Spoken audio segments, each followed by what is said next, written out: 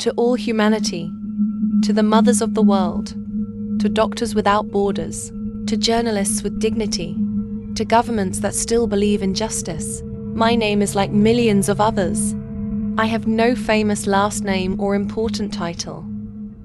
I am an ordinary Cuban woman, a daughter, a sister, a patriot. And I write this with a broken heart and trembling hands, because what my people are experiencing today is not a crisis.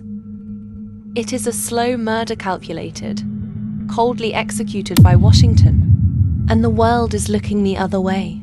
I denounce on behalf of my grandparents. I denounce the fact that in Cuba, the elderly are dying prematurely because the blockade prevents the entry of heart medication, blood pressure pills, and diabetes treatments. It's not a lack of resources.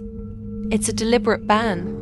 Companies that want to sell to Cuba are fined, harassed, and threatened. Their governments remain silent. Meanwhile, a Cuban grandfather clutches his chest and waits. Death gives no warning. The blockade does.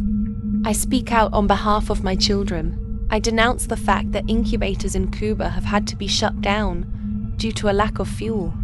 That newborns are fighting for their lives, while the United States government decides which countries can sell us oil and which cannot. That Cuban mothers have seen their children's lives endangered, because an order signed in an office in Washington is worth more than a baby's cry 90 miles from its shores. Where is the international community? Where are the organizations that so fiercely defend children? Or do Cuban children not deserve to live? I speak out an intentional famine. I denounce the planned hunger blockade.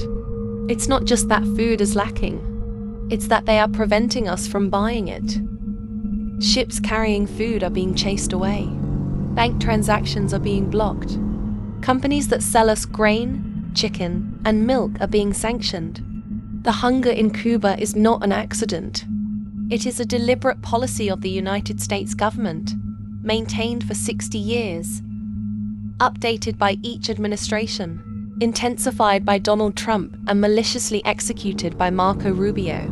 They call it economic pressure. I call it terrorism by starvation. I speak out on behalf of my doctors. I denounce the fact that our doctors, the very same ones who saved lives during the pandemic, while the entire world collapsed, are now without syringes, anesthesia supplies, and X-ray equipment. Not because we don't know how to produce them, not because we lack talent, but because the blockade prevents us from accessing supplies, spare parts, and technology. Our scientists created 5 vaccines against COVID-19. 5. Without anyone's help. Against all odds. Against the blockade and the lies. And yet the empire is punishing us for doing so. To the world, I say, Cuba is not asking you for charity. Cuba is not asking you for soldiers. Cuba is asking you for justice. Nothing more. Nothing less. I ask you to stop normalizing the suffering of my people. I ask you to call the blockade by its name. A crime against humanity. We don't want charity. We want them to let us live.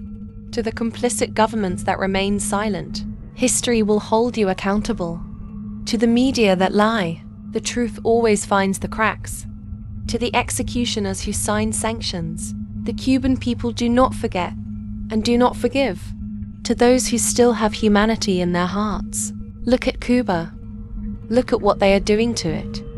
And ask yourselves, which side of history do I want to be on? From this small island with a giant population, an ordinary Cuban woman who refuses to surrender.